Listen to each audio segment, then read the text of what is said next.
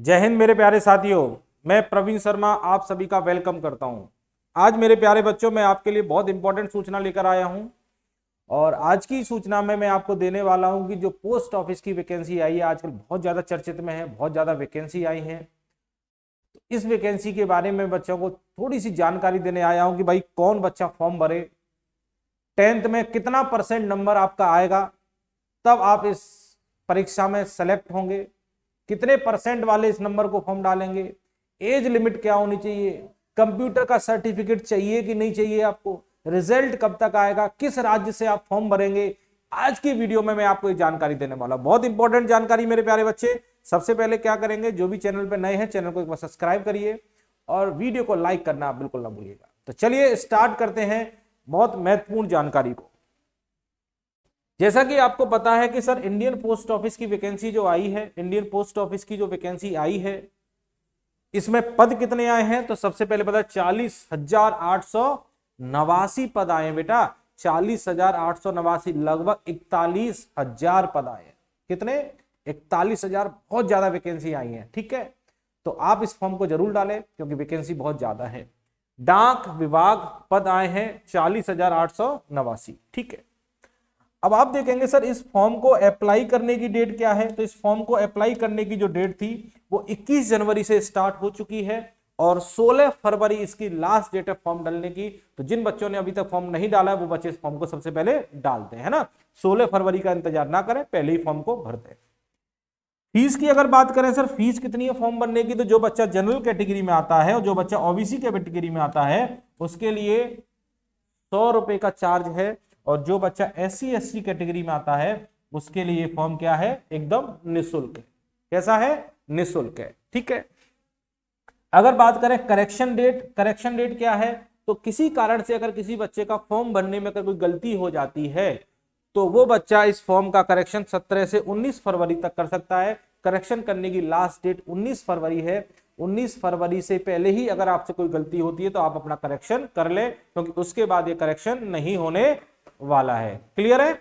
चलिए, करेक्शन होने वाला है तो आप ध्यान देंगे। अगली बात, अगर मैं एज लिमिट की बात करूं कि भाई एज लिमिट क्या होनी चाहिए, एज लिमिट क्या होनी चाहिए, तो मेरे प्यारे बच्चों जो बच्चा सामान्य श्रेणी में आता है, जनरल कैटेगरी में आता है, उसके लिए एज लिमिट कितनी होनी चाहिए? 18 से 40 साल। कितनी होनी चाहिए भाई? 18 से 40 साल।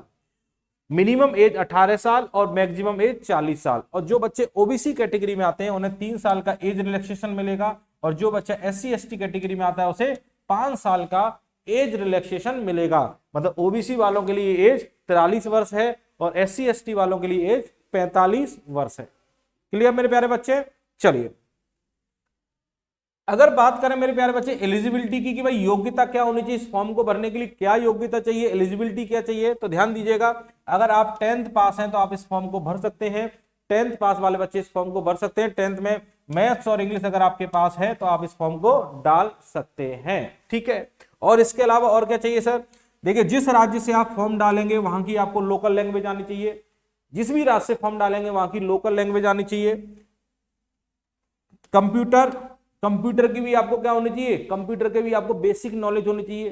कंप्यूटर की जानकारी आपके पास होनी चाहिए, कंप्यूटर कैसे चलाया जाता है। और इसके अलावा आपको साइकिल चलाना भी आना चाहिए, क्योंकि देखिए साइकिल चलाना इसलिए आना चाहिए क्योंकि आप जो फॉर्म भर रहे हैं वो डाकिया की पोस्ट है और डाकिया जब चिट्ठी लेकर किसी घर जाता है तो बाई साइकिल जाता है, क्योंकि गवर्नमेंट उसे पेट्रोल का पैसा नहीं देती है जिससे कि वो बाइक एफर्ट करे या कार एफर्ट करे।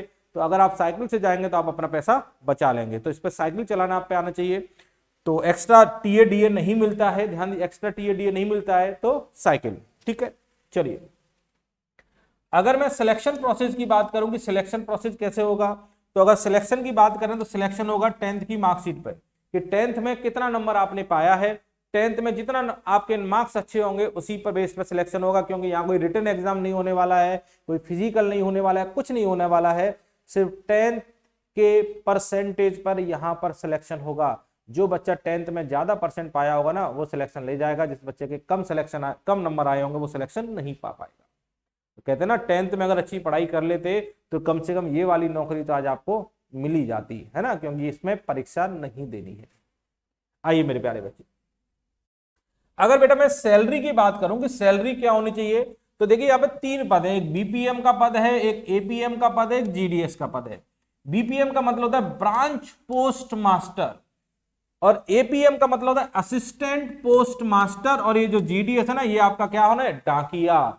ये कौन है आपका, डाकिया। जो ब्रांच पोस्ट मास्टर होता है उसकी सैलरी 12,000 से स्टार्ट होती है और लास्ट तक उसकी सैलरी पहुंचती है 29,880 तक। और जो एपीएम होता है इसकी सैलरी 10,000 से स्टार्ट होती है और कहां तक जाती है, हाईएस्ट 24,470 तक। और जो आपका डाकिया है, जीडीएस है, उसकी सैलरी जो है 10,000 से स्टार्ट होती है, वो जाती है 24,470 तक। अब बताइए, बिना परीक्षा दिए आपको एक ऐसी नौकरी मिल रही है जिसमें सैलरी कम से कम 10,000 तो शुरुआत में मिलेगी। अब बताइए, 10,000 रुपए की अगर आपको जॉब मिल रही है शुरुआत में, जिसमें आपको बहुत ज्यादा वर्क नहीं करना होता, अगर जो बच्चा पढ़ने वाला है और पैसे की अगर फाइनेंशियल उसके पास दिक्कत है, तो अगर वो ये नौकरी पा लेता है तो जॉब करने लगेगा, इसके साथ साथ उसका पैसा आने लगेगा, तो रहने खाने की प्रॉब्लम उसे नहीं होगी। वो आगे फर्दर पढ़ाई भी कर सकता है, आगे आने वाली वैकेंसी और परीक्षाओं की भी तैयारी कर सकता है।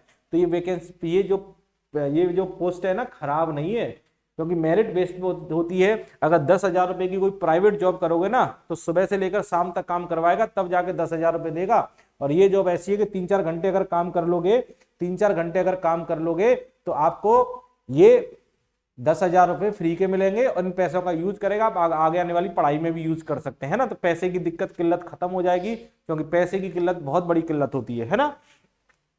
और आप देख रहे हैं डाकिया काम, आप जानते हैं कि दूसरों के घर में चिट्ठी पहुंचाना होता है, जो भी चिट्ठी लेटर्स आते हैं वो दूसरे घर पहुंचाना होता है, बाई साइकिल जाते हैं, इसलिए साइकिल चलाना आप पे आना भी चाहिए। चलिए, अगर बात करें जॉब प्रोफाइल की, जॉब प्रोफाइल आप देखेंगे बीपीएम जो होता है और एपीएम जो होता है, इनकी जॉब प्रोफाइल होती है ऑफिस वर्क, ये ऑफिस में काम करते हैं। और जो डाकिया होता है वो फील्ड में काम करता है, क्योंकि ये फील्ड में घूमता है, दूसरों के घर जाता है, चिट्ठी देता है, तो इसका वर्क फील्ड वर्क होता है ना, इसलिए इसका फील्ड वर्क होता है, इनका ऑफिस वर्क होता है। ठीक है, चलिए इसके बाद अगर बात करें कि बहुत सारे बच्चे, सर ये सबसे बड़ी प्रॉब्लम है, सर कितना परसेंट नंबर होना चाहिए 10th में, 10th में कितना परसेंट सर नंबर आ जाए कि मेरा सिलेक्शन हो जाए, कितने परसेंट नंबर वाले फॉर्म भरे, फॉर्म भरने कुछ फायदा भी है कि नहीं फायदा, कि 100 रुपए फालतू चले जाएंगे फॉर्म भरने के। तो अगर बच्चा मैं बात करूं कि कितना परसेंट आप पे 10th में नंबर होना चाहिए बच्चा, तो आप ध्यान दीजिएगा 10th में 80%, ध्यान दीजिएगा, मैं बोल सकता था 60%, पर नहीं, मैं फालतू आपको गुमराह नहीं करूंगा। 80% से ऊपर जो बच्चा नंबर लेकर आया है 10th में, वो बच्चे इस फॉर्म को डाल दें। जिन बच्चों के 80% से ऊपर नंबर हैं, वो बच्चा इस फॉर्म को डाल दे। और बहुत ज्यादा भी कम कट ऑफ जाएगा, 75% से नीचे वाले बच्चे ना इस फॉर्म को ना डालें, क्योंकि उनके 100 रुपए खराब हो जाएंगे। 75% या 80% से ऊपर वाला जो बच्चा है वही बच्चा इस फॉर्म को डाले, क्योंकि देखिए वैकेंसी ज्यादा है, हो सकता है 75% तक के बच्चों को ले लें, पर जहां तक है कि 80% से ऊपर वाले बच्चों के ज्यादा चांस है सिलेक्शन होने का। तो 80% जिन बच्चों के 10th में नंबर है वो बच्चे तो इस फॉर्म को डाल दें, सिलेक्शन होने का बहुत ज्यादा चांस है। बहुत सारे बच्चे करें किस राज्य से अप्लाई करें सर, देखिए किसी भी राज्य से अप्लाई कर दीजिएगा। जिस भी राज्य से आप अप्लाई करेंगे वहां की लोकल लैंग्वेज आप पे आनी चाहिए, क्योंकि लोकल में काम करना है, तो आपके गांव की लैंग्वेज जो वहां की है वो आप पर आएगी, तभी आप लोगों से बात कर पाएंगे। तो किसी भी राज्य से अप्लाई कर सकते हैं, लोकल लैंग्वेज चाहिए आपको। कंप्यूटर सर्टिफिकेट चाहिए कि नहीं चाहिए, तो ध्यान दीजिएगा नोटिफिकेशन में साफ साफ लिखा है कोई भी कंप्यूटर सर्टिफिकेट नहीं चाहिए। तो कंप्यूटर सर्टिफिकेट हमें नहीं चाहिए, बस कंप्यूटर की अगर आपको नॉलेज है तो बहुत अच्छी बात है, नहीं भी नॉलेज है तो कंप्यूटर सीख लीजिए, कंप्यूटर की बेसिक नॉलेज रख लीजिए, जिससे कि वो काम ही आएगी आपके। रिजल्ट कब तक आएगा, तो 2023 चल रहा है, इसके लास्ट तक रिजल्ट भी मिल जाएगा आपको। अगर आपका अच्छा रहा तो 2023 तक आपको ये वाली जॉब मिल जाएगी। पोस्ट ऑफिस में जो जॉब आई है बहुत अच्छी जॉब है बेटे प्यारे बच्चे। तो आपके 80% से ऊपर नंबर है तो इस फॉर्म को भरें और हो सकता है कि आपकी नौकरी लग जाएगी। तो चलिए, आपने अगर तक अभी तक चैनल को सब्सक्राइब नहीं किया तो चैनल को सब्सक्राइब कर लीजिए, और आगे आने वाली वीडियोस के बारे में भी आपको जानकारी देते रहेंगे और आगे आने वाली चीजों के बारे में जानकारी मिलती रहेगी। तो चलिए आज का सेशन खत्म करते हैं। थैंक यू, बाय, जय हिंद मेरे प्यारे साथियों।